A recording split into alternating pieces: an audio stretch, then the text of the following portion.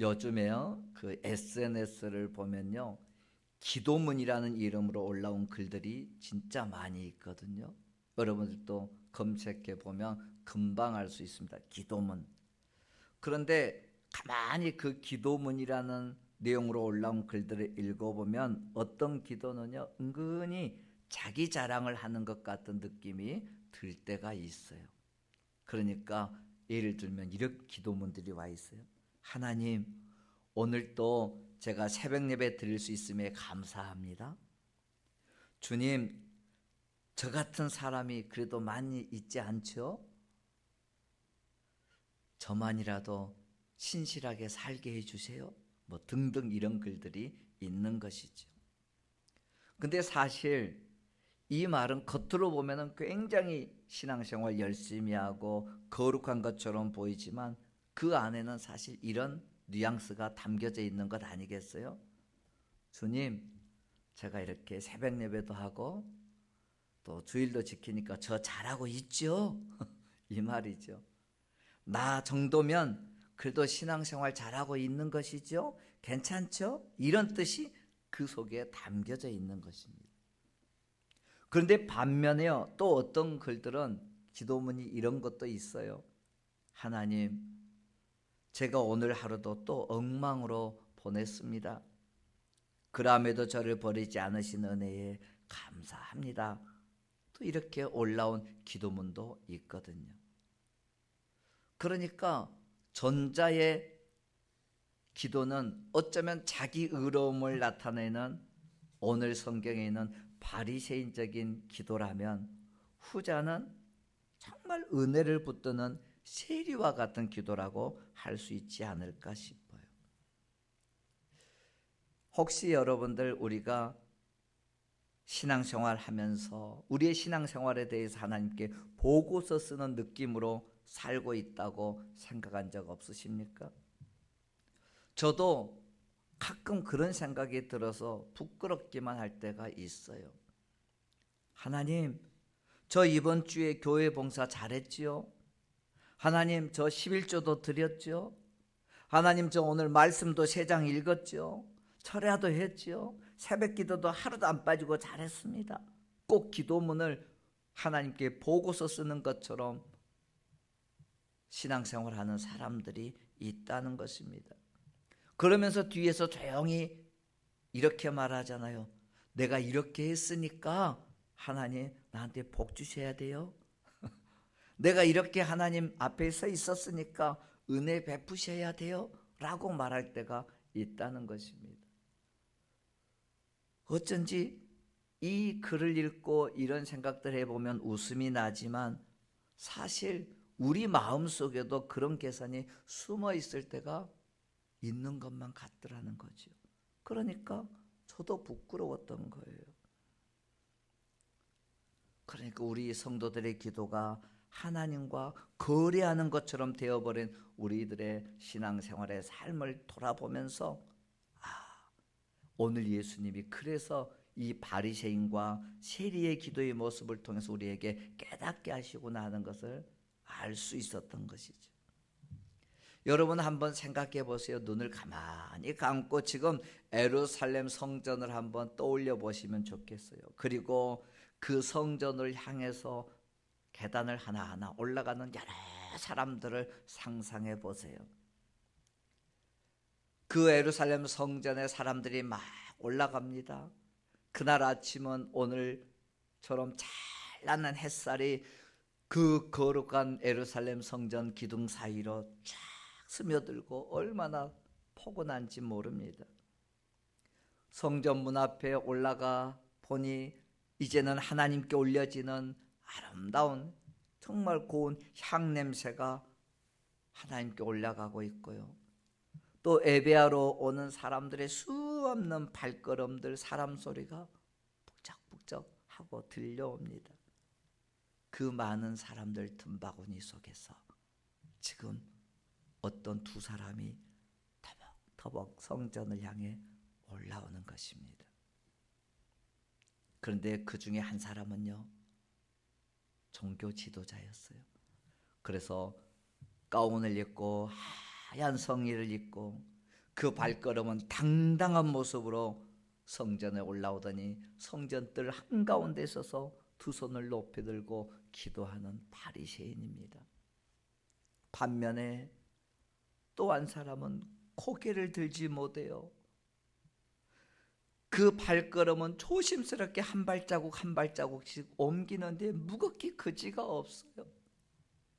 그 행색을 보면 초라하기 짝이 없어요.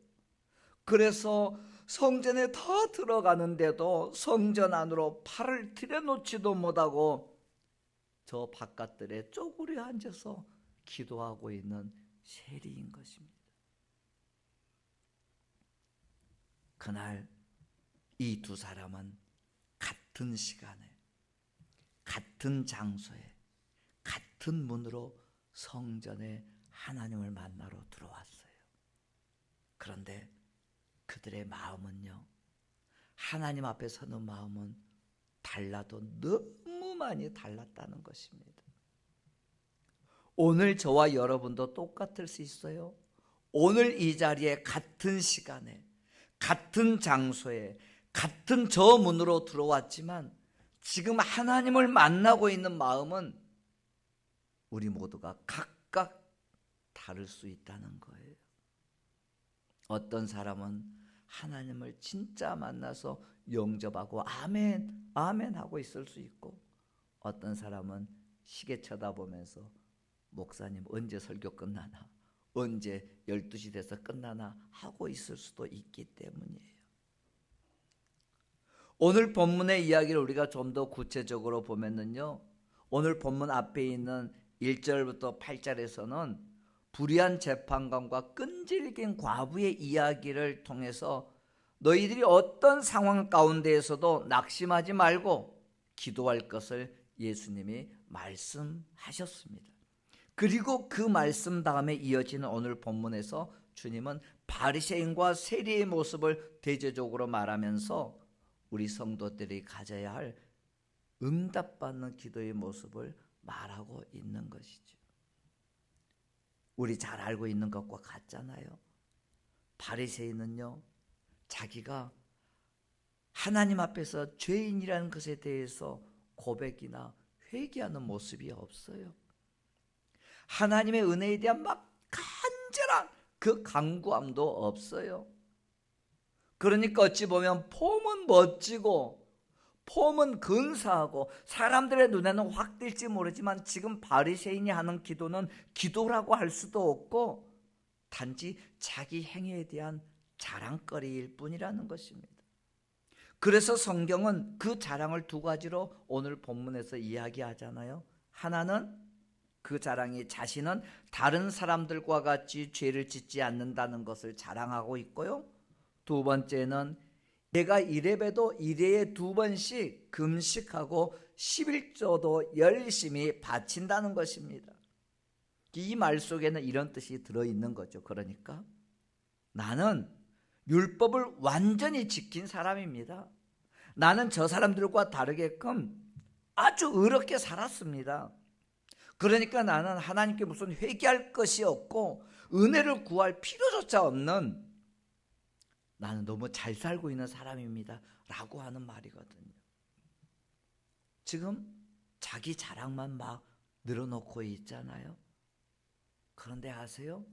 진짜 중요한 것은요, 이것처럼 자기를 의지하고 하나님을 외면하고 자기 중심에 서 있는 사람은, 이런 것을 자랑하는 사람은 우리가 구원으로 이끌어가는 그 하나님의 은혜를 힘입는 것을 늘 방해하는 것들이 된다는 사실입니다. 더군다나 얼마나 교만해져 있는지 보세요. 바리새인은 자기의 그 의로움, 행위들을 빗대어서 다른 사람, 즉 세리를 정죄하고 멸시하면서 죄를 지으면서도 자기는 죄를 짓지 않았다고, 범하지 않았다고 뽐내고 있지 않습니까? 그래서 예수님께서는 이런 기도는 하나님께 연락되지도 않고 오히려 너희가 하는 그런 모습들은 하나님 앞에서 죄된 행위에 불과하다라고 꾸짖는 것입니다.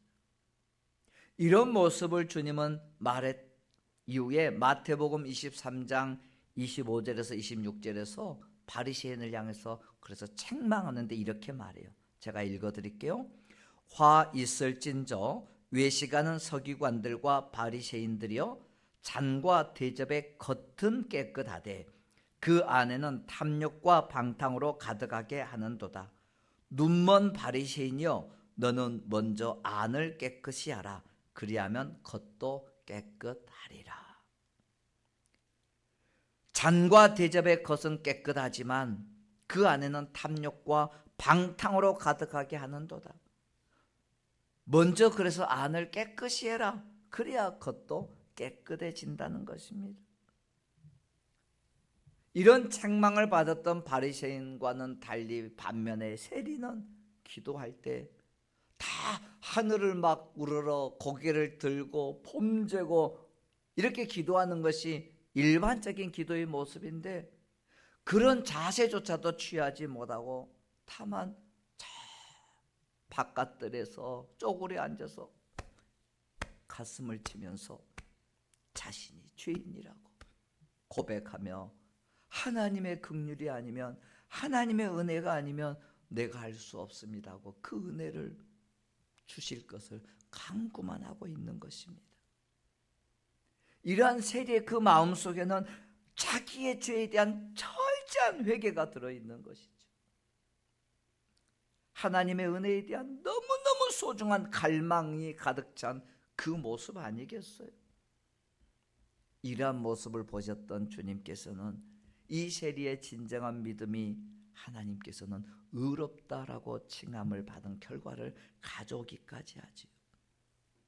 그래서 오늘 본문은 하나님께서는 자기를 스스로 의롭게 하시고 또 교만하여서 남을 멸시하는 자를 멀리하고 오직 자신이 죄인임을 인정하고 애통하는 심정으로 회개하고 하나님을 의뢰하는 자에게만 은혜를 베푸신다는 거예요. 똑같은 장소, 똑같은 시간, 똑같은 문으로 지금 들어왔지만 어떤 이는 하나님의 은혜를 가슴에 담을 수도 있고 아쉽게도 아무런 의미 없는 시간을 보내고 하나님께 책망받는 모습으로 나아갈 수도 있다는 것이죠. 그래서 우리가 지금 하나님 앞에서의 바른 자세가 무엇인가를 생각하면 지금 내가 예배하는 이 자세 또한 달라질 수 있는 것이죠. 제가 학생들을 가르치면서 대학에서 강의할 때도 보면 한 가지 분명한 게 그거예요. 그 학생을 보면 첫 이미지에서 그 아이가 어떻게 갈 건지 대충 감 잡을 수 있습니다. 학원을 운영하시는 한 집사님은 이런 말씀하세요. 초등학교 3학년 때의 성적이 평생 갑니다. 웬만해서 그 성적이 바뀌지 않는데요. 무슨 말이냐 하면 초등학교 3학년 때 아이들의 모습을 보면 그 애가 앞으로 어떻게 중학교 생활을 할지 고등학교 생활을 할지 보인다는 것입니다. 그런데 우리 사람은 뭐라 하죠? 스스로 잘난 체 합니다. 스스로 의롭다라고 생각합니다. 그래서 나는 믿음 좋은 사람이라고 스스로 생각하는 사람만큼 얼마나 어리석은 사람이 된다는 것을 오늘 주님이 깨우쳐 주고 있잖아요. 이 두 사람이 같은 시각, 같은 장소에 같은 문을 열고 들어왔는데 하는 행동은, 하나님 앞에 서는 모습은 얼마나 다릅니까? 바리새인의 모습을 한번 상상해 보십시다. 그는 지금 멋진 성의를 입고 어쩌면 하얀 깨끗한 옷을 입었는지 모르겠어요. 그 많은 사람들이 다 있는데 그 성전뜰 중앙에 딱 서서, 그것도 제단에 가장 가까운 데 서 있습니다. 다른 사람들은 부끄러워서 죄송해서 그 앞에 가지도 못하고 멀리 서 있는데 그는 자신 있게 나 같은 사람은 없어 하고 당당하게 서 있는 것입니다. 두 손을 높이 들고 하나님께 기도하면서 말합니다. 오늘 본문 11절 12절을 한번 읽으실래요? 어떻게 기도하고 있는지 기가 막힙니다. 11절 12절 바리새인은 서서 따로 기도하여 이르되 하나님이여 나는 다른 사람들 곧 토색 불의 간음을 하는 자들과 같지 아니하고 이 세리와도 같지 아니함을 감사하나이다. 나는 일에 2번씩 금식하고 또 소득의 11조를 드리나이다. 쉽게 말하면 이거잖아요. 하나님이여 나는 저 도둑놈 저 세리같이 그리고 저 사람들 간음하는 자들과 같지 않음을 감사합니다. 자기는 깨끗하다는 거예요. 그러면서 나는 일에 2번씩 금식도 하고 내가 얻은 모든 소득의 11조를 드렸습니다. 완벽한 율법을 지켰다는 것입니다. 그런데 아세요? 그렇게 기도를 하고 있는데도 그렇게 잘 산 것처럼 보였는데도 불구하고 예수님은 그 바리새인의 기도를 하나님께 향한 기도가 아니라 자기 만족으로 하는 독백이라고 표현하는 것입니다. 그날 바리새인은 아주 또렷하게 크고 굵은 목소리로 정확하게 주변 사람이 들을 수 있도록 기도했어요. 하나님, 나는 저 도둑, 저 세리와 같이 살지 않음을 감사합니다. 모르겠어요. 그렇게 두 손을 들고 기도하다가도 또 중간중간에 눈을 떠서 누가 나를 본가 안 본가 자신의 위치도 한 번씩 확인했을지도 모르겠어요. 그러니까 그날 같이 왔던 성전 안에 수많은 사람들이 있었는데 이 바리새인은 지금 하나님 앞에 서 있는 것처럼 보였지만 폼은 그럴싸해 보였지만 실제로는 하나님 앞에 서서 예배하는 것이 아니라 자신을 비추는 그 거울 앞에 서서 내가 어떤 모습으로 하나님 앞에 서 있는 것처럼 보여줄까 하고 경건한 척하는 모습을 지금 중간중간 확인하면서 이런 모습이면 다른 사람이 깜빡 속겠지, 그리고 내가 신앙생활 잘하는 것처럼 보여주겠지라고 스스로 감동하고 있는 것입니다. 그날 그가 부르짖는 큰 소리로 외치는 기도는 하나님을 부르고는 있지만 그 마음은 자기 자신을 바라보고 있잖아요. 예배 드린다고 서 있지만 그날 바리새인은 예배하지 않았어요. 그러니까 바리새인이 하는 기도가 이런 기도였다는 것 아닙니까? 하나님, 저 이 정도면 칭찬받을 만하지요? 저 이만하면 내가 지금 이렇게 기도하는 것 응답받을 만하지요? 그때 주님이 일침을 가하지 않습니까? 자기를 높이는 자는 낮아질 것이요 자기를 낮추는 자는 높아지리라. 바리새인들은 지금 하나님을 말하지만 사실은 지금 자기 자신을 표현하고 있는 것뿐이었으니까요. 혹시요 오늘 이 시간 우리의 모습도 이런 모습은 있지 않나요? 하나님, 저 주일에 빠지지 않았잖아요. 하나님, 제가 저 사람보다 더 낫게 신앙생활하고 있지 않나요? 그런데 그런 기도하는 말 속에는 내가 거룩하게 신앙생활하는 것 같고 경건한 것 같지만 그 심장 속에는 교만과 자기 만족으로 그 맥박이 뛰고 있지 않을까 생각해 보는 거지. 이런 바리새인의 모습을 우리는 기억해 본다면 지금 저들 밖에서 부끄러워서 어찌할 바를 모르고 머리 숙이고 있는 세리의 모습도 한번 생각해 보세요. 세리는 그날 예루살렘 성전으로 찬란하게 비치는 태양빛을 등지고 그 사람들 틈바구니를 간신히 비집고 옵니다. 자기의 삶을 뒤돌아보니까 너무 하나님 앞에서 부끄러워서 간신히 성전 문턱은 넘어왔지만 주님 전 앞에 다가서지를 못하는 것입니다.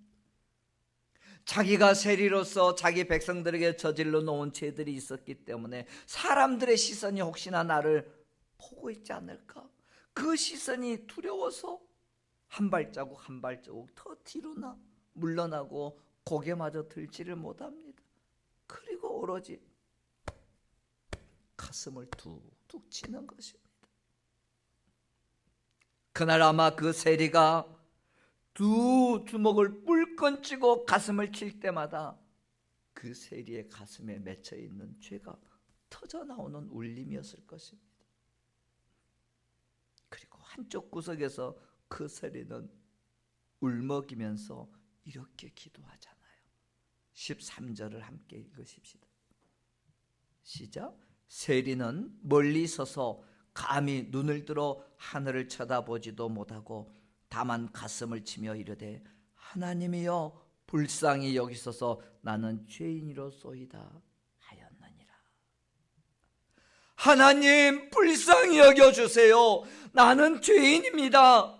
하나님 나는 부족합니다. 제발 나를 외면하지 말아주세요. 하나님 나는 저 바리새인처럼 멋지지도 않습니다. 주님 성전 앞에 나가지도 못해서 이 구석지에 있지만 하나님 나 외면하지 말아주세요.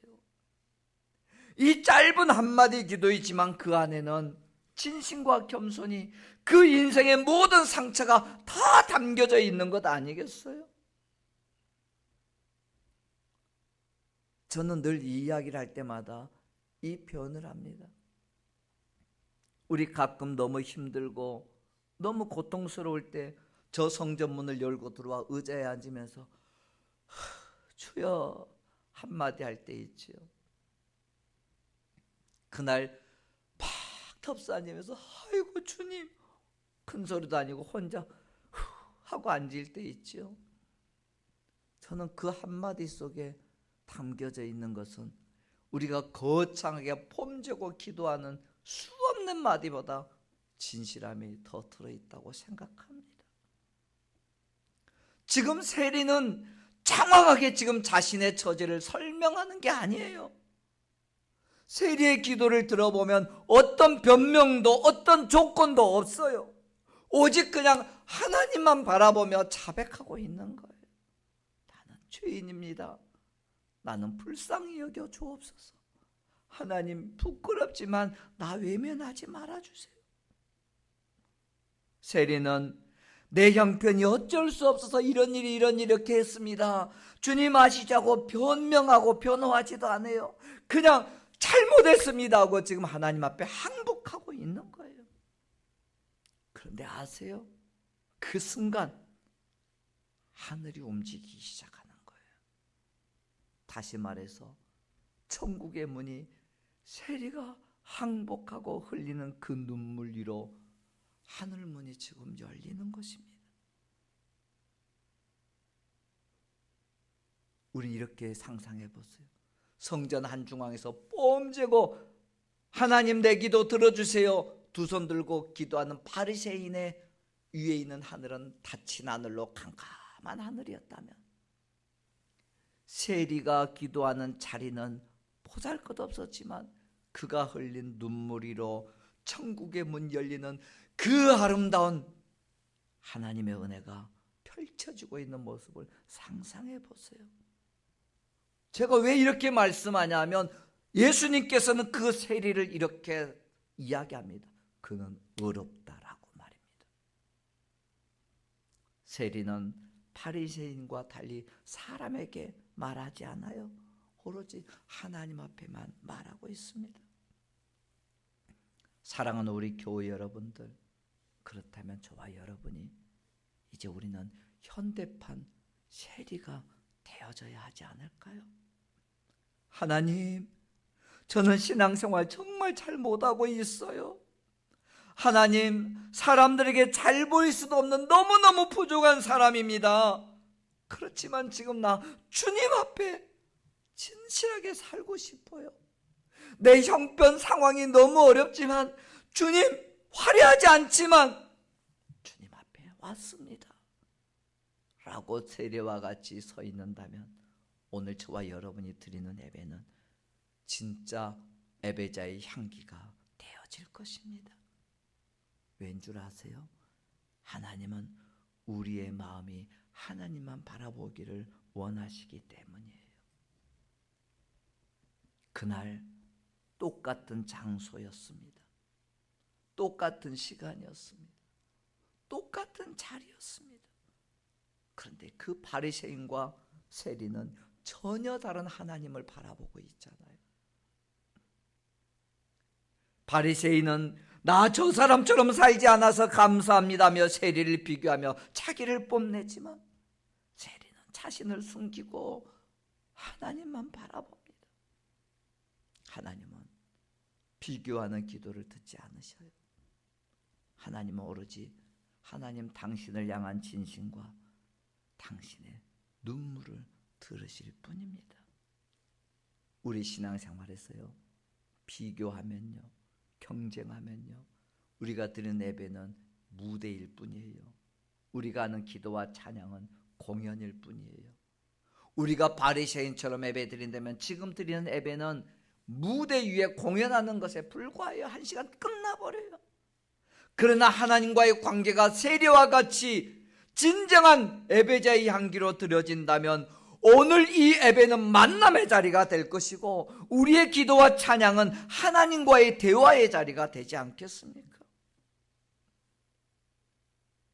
사람들은 바리새인의 모습을 보며 우와, 박수 쳐줬을지 몰라요. 저 사람처럼 신앙생활해야 된다 하고 생각했을지 몰라요. 그런데 예수님은 바리새인보다는 세리의 그 눈물을 더 기뻐하시면서 웃고 계시는 거예요. 왠 줄 아세요? 은혜는요, 항상 낮은 곳으로 흐릅니다. 높은 산 꼭대기에는 물이 고이지 않습니다. 언제나 낮은 골짜기에 와야 생명을 유지하는 물이 있습니다.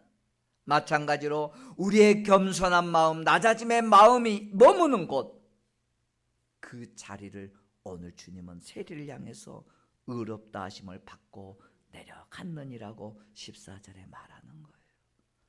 사람들은 아무도 그를 봐주지 않았어요. 사람들은 아무도 그를 관심 갖지 않았어요. 그런데 단 한 분, 예수님은 오로지 그 세리를 바라보고 저 세리만이 혼자 그날 의롭다 하심을 받고 성전을 내려갔다는 것입니다. 성전 중앙에 서서 범죄는 바리새인의 기도는 주님이 거절하셨습니다. 그러나 구석에 엎드려 기도하는 세리의 기도는 받으셨어요. 왜일까요? 범죄는 사람의 기도를 듣지 않습니다. 그저 나 하나님 없이 살 수 없어요 라고 고백하는 사람의 기도를 듣는 거예요. 바리새인은 하나님 앞에 섰지만 하나님을 바라보지 않는 거예요. 세리는 눈을 들어서 하나님을 볼 수 없었지만 그 마음은 진짜 하나님을 바라보고 있었던 것입니다. 한 교회에 한 청년이 있습니다. 그 청년은 어릴 적부터 교회에서 자라났습니다. 부모님과 함께 매주일 예배드리고 기도하고 찬양하는 것 항상 해야 하니까 하는 의무감이었습니다. 그러다 보니까 엄마 따라서 아빠 따라서 매주일 교회는 나왔지만 그 마음은 주님을 바라본 적이 없었어요. 그리고 그 아이가 중학교, 고등학교, 대학을 졸업해 가면서 커가면서 그 마음이 점점 식어집니다. 그리고 사회에 나갔던 그 형제는 큰 실수를 하고 말았어요.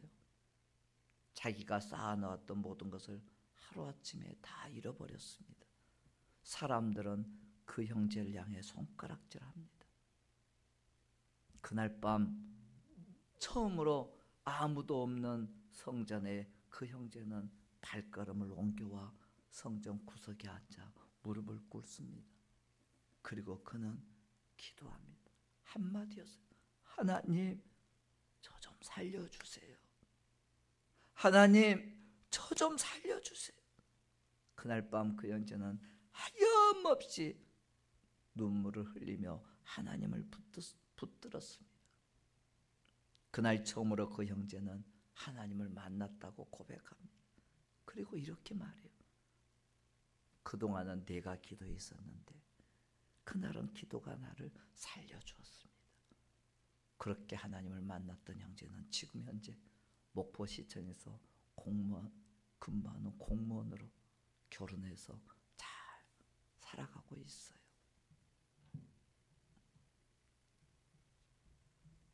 여러분, 우리의 삶에서 하나님을 만나는 것은 그렇게 중요합니다. 껍데기만 하나님 앞에 있는 것은 아무 의미가 없어요. 내가 하나님께 말하는 행위로, 서 있는 자리로 의미 없어요. 우리가 정말 세리처럼 내 심장을 드러내놓는 모습으로 하나님 앞에 서야만 합니다. 오늘 우리도 어쩌면 현대판 바리새인이 될 수도 있고요, 현대판 세리도 될 수 있을 것입니다. 우리가 만일 현대판 바리새인이라면 내 신앙에 경력이 있고 내가 봉사도 하고 헌신도 있고 예배는 나와서 말씀을 듣지만 한 가지가 없을 것입니다. 감격이 없을 거예요. 다른 사람의 모습은 다 보이지만 자신은 보이지 않기 시작할 것입니다. 그렇기 때문에 현대판 바리새인이라면 감격이 없으니 회개가 없을 것이고, 하나님보다는 사람의 평가를 더 기준 삼아서 나는 그래도 괜찮잖아요 라고 말할 것입니다. 그러나 우리가 현대판 세리라면요, 하나님 앞에 올 때마다 내가 부족하다는 것을 고백하게 될 것입니다. 그리고 아무도 모르게 조용히 뒤에서 흐르는 눈물을 흘려야만 하지 않겠어요? 자기의 부족함, 자기의 연약함을 숨기지 아니하고 하나님 앞에 설 수도 없는 존재라면서 나 같은 사람도 하나님이 사랑해 주시나요?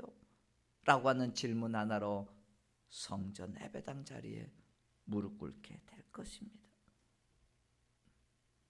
그 사람에게는 주님 오늘도 불쌍히 여겨 주옵소서 하고 눈물 흘리겠지만 그 눈물 속에 소망이 있게 되지 않을까요? 그런 세리와 같은 우리를 기다리신 줄 믿습니다. 주님은 그런 우리를 의롭다라고 은혜를 베푸시는 것입니다. 오늘 저와 여러분이 어쩌면 현대판 바리새인이 될지 현대판 세대가 될지 알 수 없습니다. 그러나 자기는 압니다. 주님은 우리에게 이렇게 질문하거든요. 너는 지금 누구를 닮은 모습이니? 라고 말합니다. 예수님은 그날 바리새인이 아니라 부끄러워 울고 있는 세리를 바라보면서 미소를 지으셨습니다. 사람들은 바리새인을 보고 웃었을지 모르지만 주님은 세리를 보고 미소를 지으신 거예요. 그날 세리의 손에는 아무것도 없었어요. 하나님은 그런데 그 빈손이었던 세리의 손에 의롭다 하심을 칭해 주시는 그 의로움을 손에 채워주신 것 아니겠어요? 세리는 그날 마음껏 울고 성전에 내려갔어요. 그 인생은 변하지 않았을지 몰라도 그가 내려가는 하늘은 열리기 시작했고 달라졌다는 것입니다. 기도는 환경을 바꾸지 않을지 모르지만 하나님과의 관계는 반드시 바꿔놓습니다. 그리고 그 관계가 바뀌면 내 인생의 방향도 바뀌는 것입니다. 목포시청에 근무하는 그 형제도 자기의 평생 동안 신앙생활하며 해왔던 것들이 하나님을 만나지 못했던 것에 의해서 실수로 무너졌던 삶에서 그날 딴생 처음 성전에 엎드려 저 좀 살려주세요 울부짖으며 주님을 만남으로 하나님을 경험케 했다고 고백합니다. 우리 바리새인처럼 서서 자랑할 것인지 세리처럼 무릎 꿇고 하나님께 맡길 것인지를 결정하면 좋겠습니다. 그리고 우리 세리처럼 하나님 앞에 고백하십시다. 하나님, 저는 부족합니다. 불쌍히 여겨 주옵소서. 하나님, 저를 외면하지 말아 주옵소서. 그 한마디가 천국의 문을 여는 열쇠가 되어 하늘의 은혜가 우리 심령에 흐르게 될 줄로 믿습니다. 아멘. 기도합니다.